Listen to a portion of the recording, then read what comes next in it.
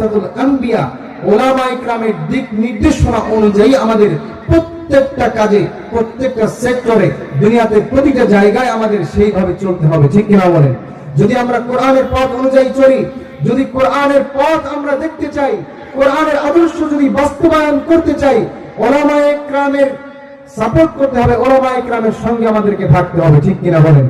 কোরআনের পক্ষে আমাদেরকে থাকতে হবে। পারবেন তো ইনশাআল্লাহ? কে কে রাজি আছেন? হাত তুলে আল্লাহকে দেখান। আল্লাহ রাব্বুল আলামিন আমাদের সকলকে তৌফিক দান করুন, বলি আমিন।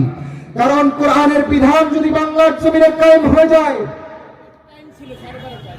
ইসলামের বিধান যদি আমাদের কায়েম হয়ে যায়, দ্বীনের বিধান, আল্লাহ রাসূলের সুন্নতি জীবন আদর্শ যদি বাংলার জমিনে কায়েম হয়ে যায়, শুধুমাত্র আমাদের জীবনের নিরাপত্তা নয়, আমাদের মাল, আমাদের জানের নিরাপত্তা নয়, বরং আমাদের বিশেষ করে আম্মাজান, মা বোনরাও তারা রজনীতে একাকী রাস্তায় রাত্রে হেঁটে যাবে। কোন দুষ্কৃতিকারী, কোন অত্যাচারী জালেম আমার মা বোনদের দিকে কুদৃষ্টিতে তাকানো পর্যন্ত সাহস পাবে না, ঠিক কিনা বলেন?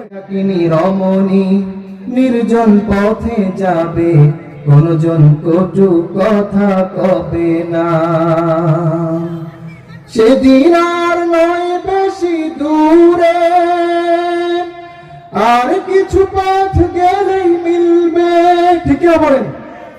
সেদিন সবাই খোদাই বিধান পে দুঃখ বেদনা ভুলবে, কোন একদিন এদেশের আকাশে কালেমার পতাকা দুলবে, সেদিন সবাই খোদাই বিধান পে দুঃখ বেদনা ভুলবে, ঠিক কিনা বলেন?